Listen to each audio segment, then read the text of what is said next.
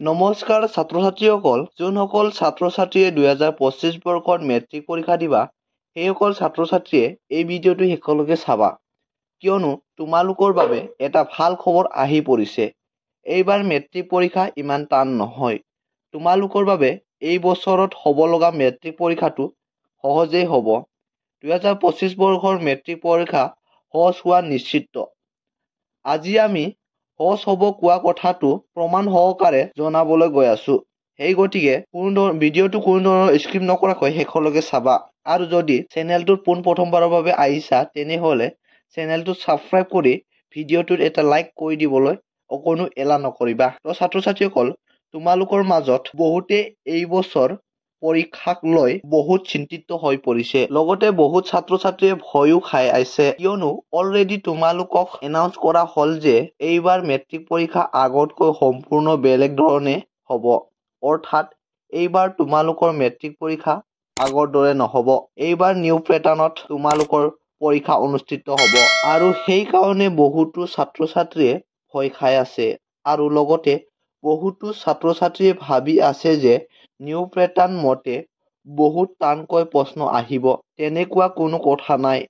তোমালোকৰ প্ৰশ্ন ইমান টান নাহে। তোমালোকে যদি চোৱা, প্ৰি ফাইনেল এক্সামৰ প্ৰশ্ন পেপাৰবোৰ বহুতো ডিষ্ট্ৰিক্টত ইতিমধ্যে প্ৰি ফাইনেল এক্সাম কমপ্লিট হ'ল আৰু কিছুমানত এক্সাম চলি আছে। আৰু তোমালোকে সেই ডিষ্ট্ৰিক্ট ৱাইজ যদি প্ৰশ্ন পেপাৰ চোৱা, দেখা পাবা তোমালোকৰ যোনটো 45 মাৰ্কছৰ MCQ প্ৰশ্নখিনি দিছে। MCQ প্ৰশ্নখিনিৰ ভিতৰত তোমালোকক 50% MCQ কিন্তু ডাইৰেক্টলি ইজি দিছে আৰু 50% MCQ অলপ ক্ৰিটিকেল দিছে। তো তোমালোকে যদি MCQ খিনি ভালদৰে চোৱা, আৰু আমি আগতেও কৈছিলো তোমালোকক যে এইবাৰ যদি নিউ পেটাৰ্ণৰ ওপৰত বেছ কৰি প্ৰশ্ন দিয়ে, তেনেতে তোমালোকক MCQ প্ৰশ্ন দিব। তো তোমালোকে ডিষ্ট্ৰিক্ট ৱাইজৰ প্ৰশ্ন পেপাৰবোৰ চাবা। তাতে চাবা 50% MCQ নিউ পেটাৰ্ণত অৰ্থাৎ কনচেপচুৱেল দিছে আৰু বাকী 50% MCQ তোমালোকৰ ডাইৰেক্টলি কিতাপৰ পৰা দিছে আৰু বহুত ইজি MCQ দিছে। তাৰ পিছত দিছে তোমালোকৰ থিয়ৰীৰ প্ৰশ্ন, আৰু তোমালোকৰ MCQ 45 মাৰ্কছৰ লগতে 45 মাৰ্কছৰ থিয়ৰীৰ প্ৰশ্ন দিছে। আৰু সেই থিয়ৰীৰ প্ৰশ্নখিনি যদি তোমালোকে ডিষ্ট্ৰিক্ট ৱাইজত চোৱা, তোমালোকৰ কিতাপৰ অনুশীলনীৰ পৰাই বেছিভাগ প্ৰশ্ন ডাইৰেক্টলি দি দিছে। দুই এটা প্ৰশ্ন তোমালোকৰ থিয়ৰী পাৰ্টত যদিও অলপ মাজৰ পৰা দিছে, কিন্তু ইমান টান দিয়া নাই, ইজিয়ে দিছে। আৰু এটা কথা ছাত্ৰ-ছাত্ৰীসকল, তোমালোকে নিশ্চয় জানা যে সকলো ডিষ্ট্ৰিক্টৰ প্ৰি ফাইনেল এক্সামৰ প্ৰশ্ন পেপাৰবোৰ মাৰ্কছ কৰিহে তোমালোকৰ মেট্ৰিক পৰীক্ষাৰ প্ৰশ্ন পেপাৰখন প্ৰস্তুত কৰা হয়। গতিকে তোমালোকে যদি এই ডিষ্ট্ৰিক্টবোৰ প্ৰশ্ন পেপাৰ চোৱা, তাতে তোমালোকক প্ৰশ্ন ইমান টান দিয়া নাই।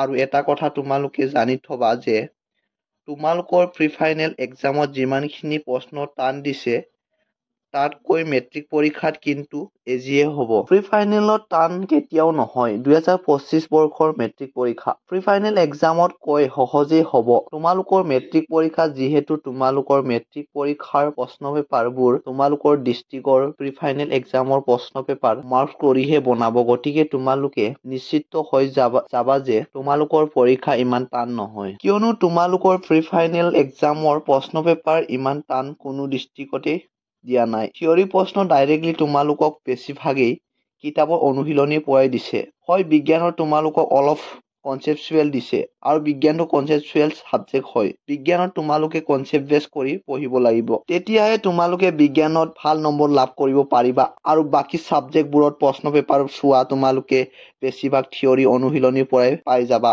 আৰু MCQ বোৰত তোমালোকৰ 50% MCQ ডাইৰেক্টলি ইজি দিছে আৰু 50% তোমালোকক অলপ কনচেপচুৱেল দিছে। গতিকে তোমালোকে নিশ্চিত হৈ যাবা যে 2025 বৰ্ষৰ মেট্ৰিক পৰীক্ষা ইমান টান নহ'ব। তোমালোকৰ পৰীক্ষা আগন্তুক ফেব্ৰুৱাৰী মাহৰ পৰা ষ্টাৰ্ট হ'বলগীয়া মেট্ৰিক পৰীক্ষা ইজিয়ে হ'ব। গতিকে তোমালোকে মনত এইবোৰ ভয় লৈ তোমালোকে চিন্তা কৰি নাথাকিবা। ভালদৰে পঢ়া। সকলো ডিষ্ট্ৰিক্টৰ প্ৰি ফাইনেল এক্সামৰ প্ৰশ্ন পেপাৰবোৰ ভালদৰে প্ৰেক্টিচ কৰা। তেনেদৰে যদি কৰা, ভাল এটা ৰিজাল্ট কৰিব পাৰিবা।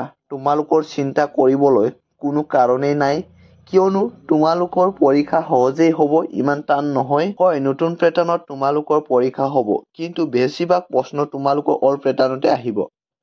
আৰু এটা কথা, তোমালোকে 2023 আৰু 24ৰ প্ৰশ্ন পেপাৰবোৰ যদি ভালদৰে পঢ়া তাৰ পৰাও তোমালোকৰ 30% কমন আহি যাব।